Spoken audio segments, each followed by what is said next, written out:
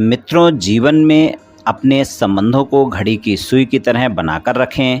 कोई फर्क नहीं पड़ता कि कौन सी सुई तेज है और कौन धीमी, मायने रखता है संबंधों में जुड़े रहना। जय श्री कृष्ण मित्रों, फिर एक बार बहुत बहुत हार्दिक स्वागत है आप सभी का। आज हम बात करेंगे धनु राशि वालों के प्रेम संबंध और वैवाहिक संबंध के अगस्त महीने के राशिफल की, और अंत में उपाय की चर्चा भी करेंगे। इसलिए वीडियो को पूरा अंत तक देखें व सुने, तभी आप धनु राशि वालों के अगस्त महीने के प्रेम संबंध और वैवाहिक संबंध के राशिफल की पूरी जानकारी प्राप्त कर पाएंगे। मित्रों, ये जो राशिफल है चंद्र राशि पर आधारित है, यानी मून साइन पर। जिन लोगों को अपनी राशि नहीं पता है वो लोग अपनी जन्म कुंडली में ये देख लें कि चंद्रमा उनकी किस राशि में है।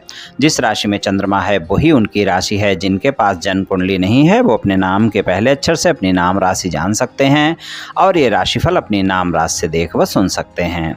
तो चलिए मित्रों, शुरू करते हैं। धनु राशि वालों के सबसे पहले प्रेम संबंधों की बात करेंगे। प्रेम संबंधों की बात करें इससे पहले ग्रहों के गोचर की स्थिति थोड़ी सी जान लेते हैं।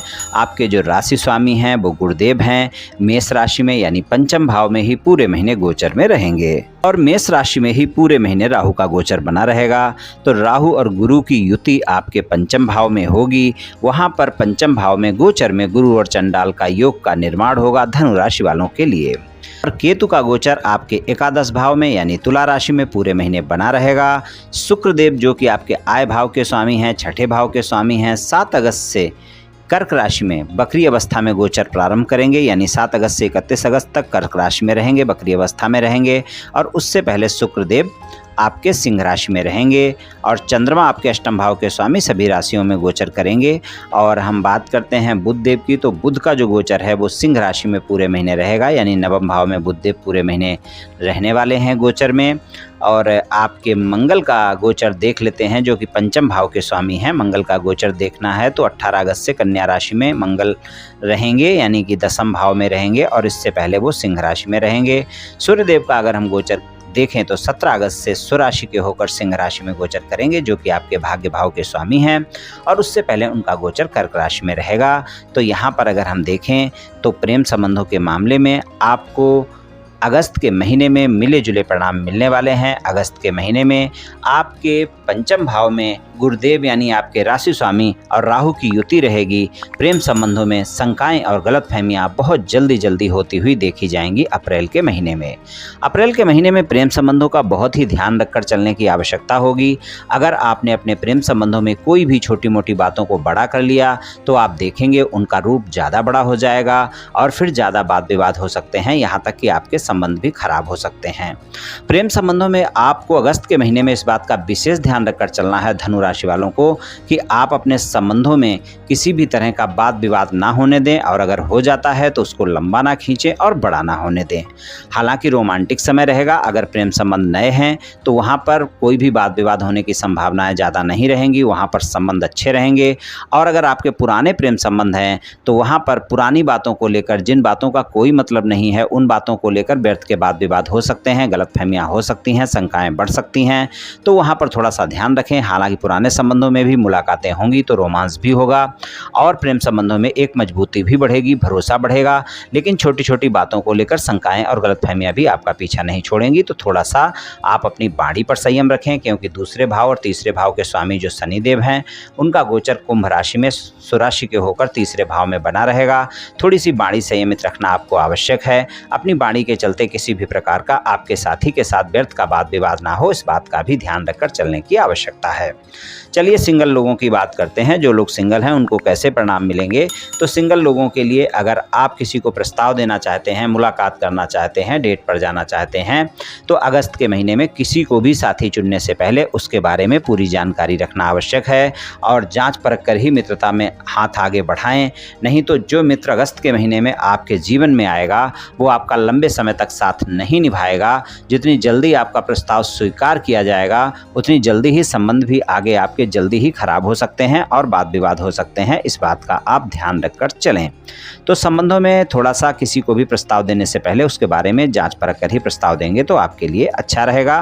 प्रेम संबंधों में किसी भी तरह का कोई भी वाद विवाद चल रहा है, उसे सुलझाना चाहते हैं तो आपको गलतफहमियां अपने साथी के दिमाग से निकालनी होंगी। यानी आपके साथी अगर आपके बारे में कोई शंकाएं कर रहे हैं, गलतफहमियां गलतफहमियां कर रहे हैं तो उसका स्पष्टता से आपको जवाब देना होगा, अपने साथी को समझाना होगा। अगर आप प्रेम संबंधों में ईमानदार हैं तभी आपकी बातें आपके साथी को समझ आएंगी। अगर आप ईमानदार नहीं हैं तो आपकी बातें बनना मुश्किल होंगी, और अगर बन जाती हैं तो फिर से वाद विवाद हो जाएंगे और फिर से नो कॉन्टेक्ट सिचुएशन हो जाएगी।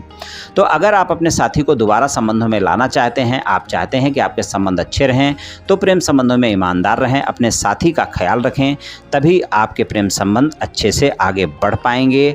और अगर आप झूठ बोलकर संबंध बनाते हैं तो फिर वो संबंध आगे नहीं चल पाएंगे, इस बात का ध्यान रखें। तो अगर नो कॉन्टेक्ट सिचुएशन समाप्त करना चाहते हैं तो प्रेम संबंधों में ईमानदार रहें, और जिन बातों को लेकर भी विरोध हुआ है उनको स्पष्टता से अपने साथी को बतलाएं, तभी आपको अच्छे परिणाम मिल पाएंगे।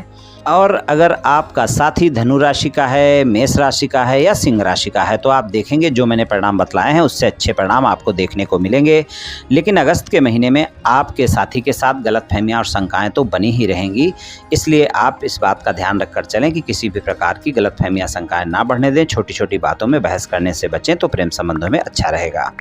वैवाहिक संबंधों की बात करें तो जीवन साथी के साथ संबंधों में मधुरता बनी रहेगी, ज़्यादा रहेगा, और आप अपने साथी के साथ यानी जीवन साथी के साथ समय भी गुजारेंगे। कोई ना कोई यात्रा भी आपकी हो सकती है और उस यात्रा के दौरान आपके संबंध और अच्छे होंगे।